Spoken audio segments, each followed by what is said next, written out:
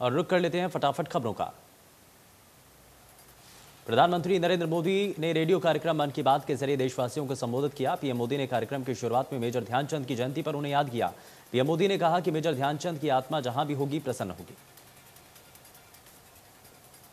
उन्होंने कहा कि दुनिया में भारत की हॉकी डंका ध्यानचंद की हॉकी स्टिक से बजा था और एक बार फिर भारतीय हॉकी खिलाड़ियों ने 41 साल बाद हॉकी में देश का नाम ऊंचा किया। पीएम मोदी ने कहा कि कितने ही पदक क्यों ना मिल जाएं, लेकिन जब तक हॉकी में पदक नहीं मिलता भारत का कोई भी नागरिक विजय का आनंद नहीं ले सकता है। पीएम ने कहा कि युवा का मन बदल चुका है। आज का युवा मन बनाए रास्तों पर चलना नहीं चाहता है, वो नए रास्ते बनाना चाहता है। पीएम मोदी ने कहा कि कुछ समय पहले ही भारत ने अपने स्पेस सेक्टर को ओपन किया और इसका लाभ उठाने के लिए अलग अलग छात्र संगठन इसमें सामने आए और जो इंस्टीट्यूट हैं वो भी सामने आए। उन्होंने कहा कि मुझे पक्का भरोसा है कि आने वाले दिनों में बहुत बड़ी संख्या में सैटेलाइट्स की होगी और जो हमारे युवाओं ने, हमारे छात्रों ने, हमारे कॉलेजों ने काम किया वो उस पर रास्ते बनाएंगे। स्वच्छता को लेकर पीएम मोदी ने कहा कि राष्ट्र निर्माण के लिए सबके प्रयास हमें प्रेरणा देते हैं।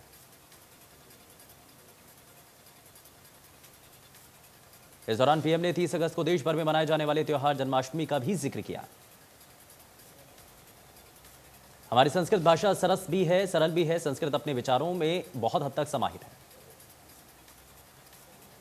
पीएम मोदी ने कहा कि हमारी विरासत को बचाना और उन्हें आने वाली पीढ़ियों को बताना हमारा कर्तव्य है। पीएम मोदी ने कहा कि देश में 62 करोड़ से ज्यादा कोरोना वैक्सीन की डोज लगाई जा चुकी हैं। उन्होंने कहा कि दवाई भी कड़ाई भी। उन्होंने कहा कि ये समय आजादी के 75वें साल का है। करनाल में किसानों ने पुलिसकर्मियों पर फावड़े से हमला करने की कोशिश की। कथित किसान फावड़ा लेकर पुलिसकर्मियों की तरफ बढ़ा और हमला कर दिया। वहीं एक और व्यक्ति फावड़ा छीनकर तेज गति से पुलिस वालों की तरफ बढ़ा, जिसके बाद पुलिस वालों में भगदड़ मच गई। जिस किसान ने पुलिस पर लोहे की कस्सी से हमला करने की कोशिश की, लेकिन पुलिस ने रोकने पर संतुलन बिगड़ने से गिर गया। पुलिसकर्मियों में से एक जवान ने किसान की पट्टी की और उसका खून बहने से रोका। करनाल की घटना को लेकर सीएम ने कहा कि इस प्रकरण में जिसकी भी गलती होगी उस पर कड़ी कार्रवाई की जाएगी। सीएम ने कहा कि जांच में अगर किसानों ने कानून तोड़ा तो उन पर कार्रवाई होगी। वहीं बीजेपी प्रदेश अध्यक्ष ओपी धनखड़ ने कहा कि लोकतंत्र में शांतिपूर्ण आंदोलन करने का हक है। किसान नेता राकेश टिकैत करनाल में घायल किसानों से मिलने के लिए पहुंचे। इस दौरान घायल किसानों ने राकेश टिकैत को घटना की जानकारी दी। वहीं राकेश टिकैत ने अस्पताल की सुविधाओं पर सवाल उठाए। बल्लभगढ़ के फवाड़ा चौक के सौंदर्यीकरण का कैबिनेट मंत्री मूलचंद शर्मा ने शिलान्यास किया। श्री गुरु बृहस्पति देवाय ट्रस्ट सुंदरीकरण का कार्य करेगा। इसके लिए मूलचंद शर्मा ने 5 लाख रुपए देने की घोषणा की। मूलचंद शर्मा ने कहा कि शहर को सुंदर बनाने में शहरवासी सहयोग करें। करनाल में कर्ण लेक स्टेडियम में खेलो हरियाणा प्रतियोगिता के दूसरे दिन मुख्यमंत्री मनोहर लाल खिलाड़ियों को आशीर्वाद देने के लिए पहुंचे। इस दौरान सीएम मनोहर लाल ने कहा कि खेलो इंडिया में हरियाणा को मेजबानी करने का मौका मिल रहा है। अगर सब कुछ ठीक रहा तो फरवरी 2022 में खेलो हरियाणा में जिक्र होगा। प्रदेश के 6 जिलों में करीब 10,000 खिलाड़ियों के लिए खेलो हरियाणा का आयोजन किया जा रहा है। कैथल में चोरों का आतंक देखने को मिला, जहां चोरों ने एक रात में 6 दुकानों पर चोरी की। चोरों ने दुकानों के ताले तोड़कर वारदात को अंजाम दिया। रोहतक के पीजीआई में महिला पुलिसकर्मी की दबंगई का मामला सामने आया, जहां वार्ड 5 में इलाज के दौरान हुई कहासुनी के बाद महिला पुलिसकर्मी ने एक जूनियर रेजिडेंट डॉक्टर को थप्पड़ जड़ दिया। महिला पुलिसकर्मी सिविल ड्रेस में एक मरीज का इलाज करवाने पहुंची थी। डॉक्टर ने काम करने से मना कर दिया और कहा कि जब तक महिला पुलिसकर्मी के खिलाफ एफआईआर नहीं होगी तब तक डॉक्टर्स काम नहीं करेंगे। बल्लभगढ़ से सटे सेक्टर 25 में ड्यूटी पर तैनात सिक्योरिटी गार्ड की संदिग्ध परिस्थितियों में मौत का मामला सामने आया।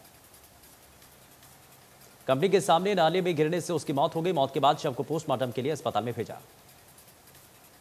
फतेहाबाद के भूना इलाके में संतुलन बिगड़ने से कार भाखड़ा नहर में गिर गई। इस हादसे में 4 साल की बच्ची समेत एक महिला की मौत हो गई। हादसे के बाद बच्ची का शव नहर से बरामद कर लिया गया, लेकिन महिला का शव अभी भी बरामद नहीं हुआ। चरखी दादरी में बिजली विभाग के कर्मचारी वेतन न मिलने से परेशान हैं। इस दौरान कर्मचारियों ने चरखी दादरी यूनिट के प्रधान ने बताया कि अगर जल्द ही उनकी मांगे नहीं मानी गई तो आंदोलन तेज किया जाएगा। उन्होंने कहा कि इससे पहले कर्मचारियों ने एसडीओ को नोटिस दिया था, लेकिन एसडीओ ने कोई जवाब नहीं दिया। फतेहाबाद के बनगांव गांव के पास सुबह अचानक सिरसा मेजर नहर टूट गई, जिससे किसानों की सैकड़ों एकड़ फसल पानी में डूब गई, जिसके बाद सिंचाई विभाग को मामले की सूचना दी गई। नहर का पानी बंद कराया गया ताकि व्यवस्थाएं बनाई जा सके। सिंचाई विभाग के अधिकारियों की लापरवाही के चलते यह घटना हुई। जिन बेलदारों की ड्यूटी नहर की रखवाली के लिए की गई थी, वो अधिकारियों के काम में लगे थे। कुरुक्षेत्र में पुलिस ने गुप्त सूचना पर छापेमारी कर पुलिस ने 3 अवैध शराब की भट्टियों से सैकड़ों लीटर कच्ची शराब बरामद की है। जांच अधिकारी ने बताया कि पुलिस को सूचना मिली थी कि बड़ी मात्रा में अवैध शराब बनाई जा रही थी। सोनीपत निगम में काम करने वाले ठेका कर्मचारियों के पीएफ में गड़बड़झाला सामने आया है। कर्मचारियों ने कहा कि उनके पीएफ के साथ गोलमाल किया गया है। इसी को लेकर कर्मचारी इकट्ठा होकर ठेकेदार के खिलाफ नारेबाजी करते हुए कमिश्नर के कार्यालय के सामने पहुंचे और हंगामा किया। मानसून के दौरान कई राज्यों में बाढ़ से होने वाली तबाही को कम करने के लिए यमुनानगर में एक डैम का निर्माण किया जाएगा। सिंचाई विभाग ने इस डैम के लिए अब जमीन भी चिन्हित कर ली है और अधिकारियों को निर्देश दिए हैं। फरीदाबाद के पल्ला थाना क्षेत्र के बसंतपुर गांव निवासी किसान के 12 वर्षीय बेटे तनिष्क की यमुना खादर में सिर पर वार कर निर्मम हत्या कर दी गई। परिजन बच्चे को आसपास की कॉलोनी में तलाश करते रहे, लेकिन कुछ पता नहीं चला। पल्ला थाना प्रभारी रणवीर सिंह ने बताया कि शुक्रवार करीब 11 बजे मृतक बच्चे के पिता बलेश्वर अवाना के बेटे के लापता होने की सूचना मिली थी। रोहतक के विजयनगर इलाके में ट्रिपल मर्डर से सनसनी फैल गई। एक परिवार के 4 सदस्यों को अज्ञात बदमाशों ने गोली मार दी। प्रदेश में परीक्षा पद्धति में कोई फेरबदल नहीं होगा, ना ही सेमेस्टर सिस्टम लागू होगा। यह जानकारी दी बोर्ड अध्यक्ष प्रोफेसर डॉक्टर जगबीर सिंह ने। उन्होंने कहा कि सीबीएसई की तर्ज पर बोर्ड 2 बार परीक्षा लेने पर कोई विचार नहीं कर रहा है। यमुनानगर में नशा तस्करों पर बड़ी कार्रवाई की गई, जहां नारकोटिक्स सेल ने एक तस्कर को रंगे हाथों गिरफ्तार किया। नारकोटिक्स सेल ने आरोपी से 12 लाख रुपए की स्मैक बरामद की। प्रदेश की मनोहर सरकार द्वारा चालू की गई डायल 112 पर कार्यरत पुलिस कर्मचारी भी अपनी बेहतरीन सेवाओं से लोगों तक लाभ पहुंचा रहे हैं। झज्जर में हत्या का मामला सामने आया, जहां भांजे ने मौसी की गला दबाकर हत्या कर दी। हत्या की वजह का अभी तक खुलासा नहीं हो पाया है।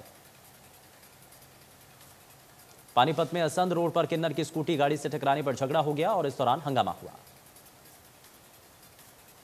बुजुर्ग ने किन्नर से माफी भी मांगी, वहीं पुलिस मूक दर्शक बनकर तमाशा देखती रही। मानसून के इस मौसम में प्रदेश में कई जगह जलभराव की स्थिति देखने को मिली। रेवाड़ी में भी कई जगह पर जलभराव हुआ। कैप्टन अजय यादव ने कहा कि बनवारी लाल के मंत्री होने के बावजूद रेवाड़ी जिले में वाटर ड्रेनेज सिस्टम पर कोई काम नहीं हुआ। आज तक सिस्टम पर जो भी काम हुआ वो उनके कार्यकाल में हुआ। कुरुक्षेत्र में पुलिस ने छापेमारी कर अवैध शराब के नेटवर्क का पर्दाफाश किया।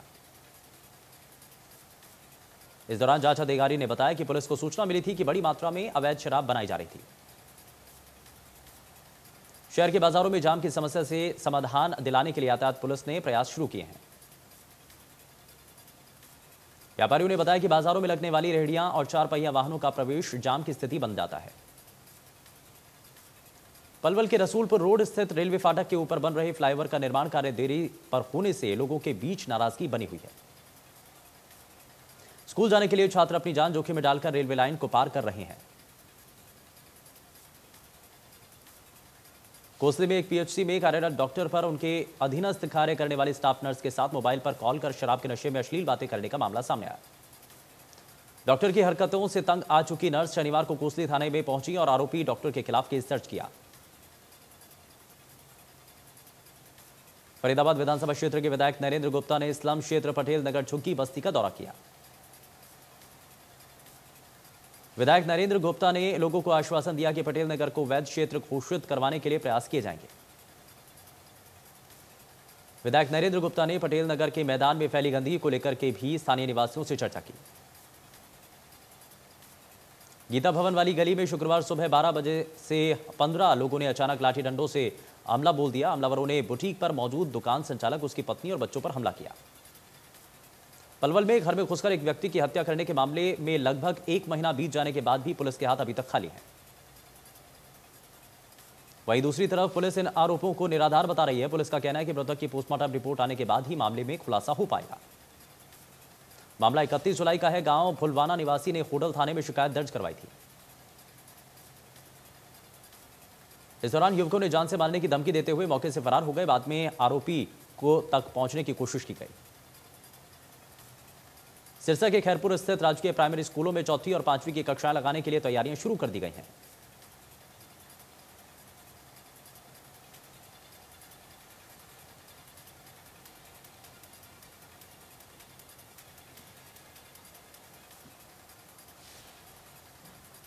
प्रत्येक कक्षा में सीमित संख्या में बच्चों को बैठने की व्यवस्था की जाएगी और हर बेंच पर एक बच्चे को बैठाया जाएगा।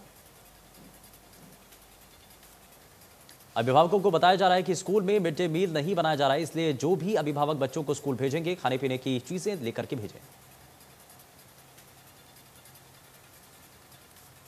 प्रदेश में कम हो रहा है कोरोना। पिछले 24 घंटों में कोरोना के 13 नए केस मामले सामने आए। एक दिन में एक मरीज की मौत हुई। देश में फिर बढ़ने लगे कोरोना के नए केस। पिछले 24 घंटों में सामने आए 45,000 से ज्यादा नए केस। केरल में कोरोना का कहर बढ़ता जा रहा है। पिछले 24 घंटों में कोरोना के 31,265 नए मामले सामने आए। महाराष्ट्र में 24 घंटों में कोरोना के 4,831 नए केस सामने आए। दिल्ली में 24 घंटे में कोरोना के 29 नए केस सामने आए। एक दिन में 48 मरीज रिकवर हुए। अफगानिस्तान में बिगड़े हुए हालात के बीच में अमेरिकी विदेश मंत्री एंटनी ब्लिंकन ने और विदेश मंत्री एस जयशंकर के बीच में शनिवार देर रात अफगानिस्तान के मुद्दे पर चर्चा हुई। अफगानिस्तान और संयुक्त राष्ट्र में निरंतर समन्वय सहित साझा प्राथमिकताओं की व्यापक चर्चा की गई।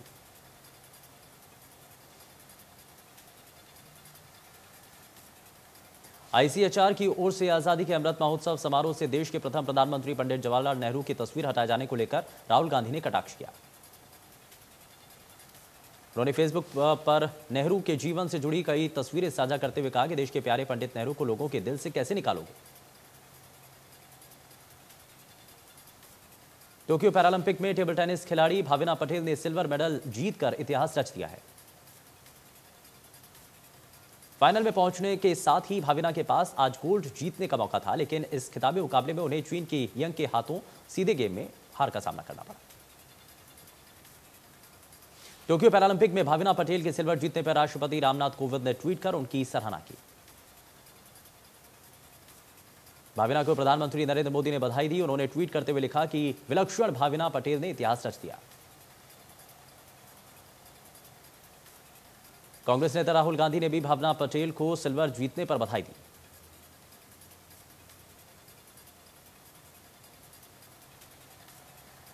खेल मंत्री अनुराग ठाकुर ने ट्वीट कर लिखा कि राष्ट्रीय खेल दिवस के अवसर पर भारत ने रजत पदक जीता।